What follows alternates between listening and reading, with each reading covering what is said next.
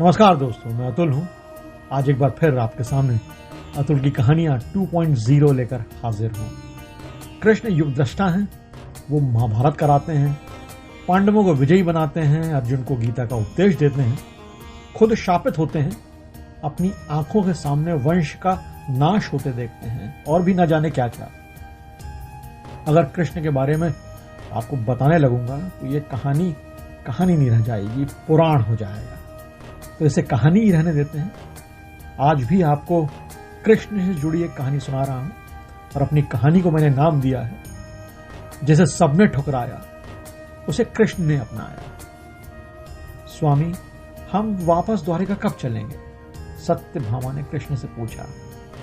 इतनी जल्दी ऊब गई हिमालय से या पारिजात के पुष्पों से अपना श्रृंगार करने की इच्छा है?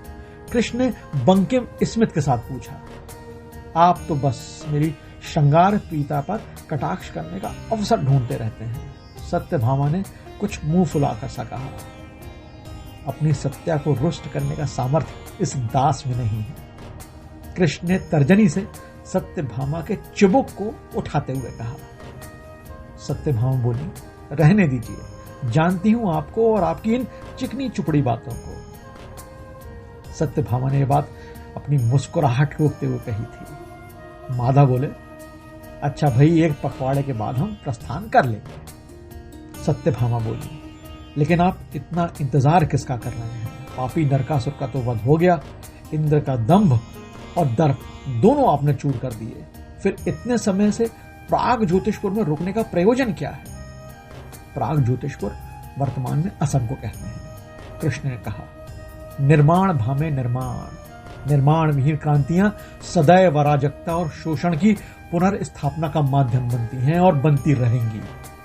सत्यभामा बोली, मैं समझी नहीं। नरकासुर मारा गया, परंतु उसके द्वारा पीड़ित शोषक व पीड़क तंत्र आज भी है। उसके अनुयायी और लाभार्थी छिपे हुए हैं जो पुनः प्रकट हो सकते हैं। अतः जब तक उसका आखिरी अनुयायी मेरे गुप्तचरों द्वारा ढूंढकर मृत्यु के घाट नहीं उतार दिया जाएगा, मैं यहां से नहीं जा सकता।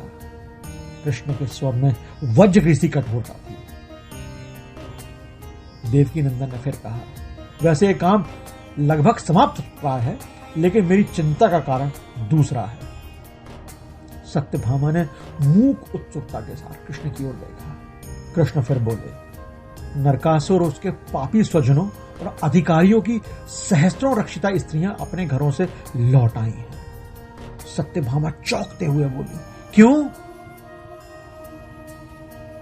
कारण का अनुमान मुझे है, पर मेरा चिंतन समाधान पर केंद्रित है। कृष्ण गवाक्ष के बाहर दूर कहीं क्षितिज की ओर देखने लगे। सत्यभामा समझ गई कि अब कृष्ण कुछ भी नहीं बोलेंगे। आर्य, अब हम कहां जाएं? क्या खाएं? कहां रहें? एक घायल स्त्री बिलख रही थी और अब उसके पीछे खड़ी सहस्त्रों स्त्रियों की सिसकियां जारी थीं। उनकी गोद के शिशु, उनके साथ खड़े छोटे बालक, हर कोई रो रहा था, चीख रहा था, कोई टुकुर टुकुर ताक रहा था। आर्य, हमारे माता पिता, पति, ग्रामवासियों ने हमें अपने ग्रामों में प्रवेश तक नहीं करने दिया और पाषाण प्रहारों ने हम में से कई की स्थिति इस तरह बना दी कि आप देख ही नहीं सकते, और देख रहे होंगे तो शुद्ध हो रहे होंगे। अपने घावों को दिखाते हुए सिसकियों के बीच एक स्त्री रुक रुक कर बोल रही थी। माथे पर बल लिए कृष्ण बोले, पर क्यों? स्त्रियां बोली, आर्य, वे कहते हैं कि हम अपवित्र हैं। वे कहते हैं कि तुम्हारी इन पाप संततियों का बोझ हम क्यों उठाएं? अखिल ब्रह्मांड को समेटी कृष्ण की आंखों में अथाह करुणा उमड़ आई। कृष्ण स्त्रियों ने झिझकते हुए ये भी कहा, और देव, उनमें से कुछ तो हमको शरण देने को राजी थे, किंतु बोलो देवी, अपनी व्यथा खुलकर कहो। पर यह प्रस्ताव केवल उन स्त्रियों के लिए ही आया जो अभी युवा और सुंदर हैं। वे उन्हें शरण देने को तैयार थे, पर अपनी रखेलों के रूप में। स्त्री अपने शोभ में चीख पड़ी। कृष्ण की आंखें रक्तिम हो उठी। गोविंद ने मन में कहा, समाज का इतना पतन, इस पतनशील समाज को नष्ट होना ही होगा। कृष्ण के संकल्प से मानो प्रकृति भी भयभीत हो उठी थी। सामने खड़ा स्त्री और उसका बालक समुदाय मौन और स्तब्ध थे। कृष्ण ने बगल में खड़ी सत्यभामा की ओर देखा और फिर स्त्रियों की ओर देखकर गंभीर स्वर में बोले, देवियों, इस पितृ सत्तात्मक समाज की ओर से मैं यशोदा पुत्र कृष्ण आपके प्रति हुए अत्याचारों और समाज द्वारा आपकी चारित्रिक प्रताड़ना के लिए आप सभी से क्षमा याचना करता हूं। कृष्ण ने अपने करबद्ध हाथों पर अपने मस्तक को झुका दिया। नहीं, यह आप क्या कह रहे हैं? आप तो हमारे मुक्तिदाता हैं। कई स्त्रियां बोल उठी। कृष्ण ने तब मस्तक उठाकर एक हाथ ऊपर उठाया। पुनः शांति छा गई। मैं आपको आपका अतीत तो नहीं लौटा सकता, लेकिन वर्तमान समाज द्वारा आपके रूप में नारीत्व के प्रति दिखाए गए असम्मान की क्षतिपूर्ति करने के लिए प्रायश्चित करने को तत्पर हूं। आप में से जिस को स्वीकार हो उसे मैं समाज के सम्मुख पत्नी के रूप में और उसकी संतान को अपनी संतान के रूप में स्वीकार करता हूं। केवल सामाजिक मान्यता हेतु आपके पति व इन बच्चों के पिता के रूप में आपके और इन अबोधों के सामाजिक सम्मान और भरण पोषण का उत्तरदायित्व ग्रहण करता हूं। कृष्ण का स्वर दिव्य लोक से आता प्रतीत हो रहा था।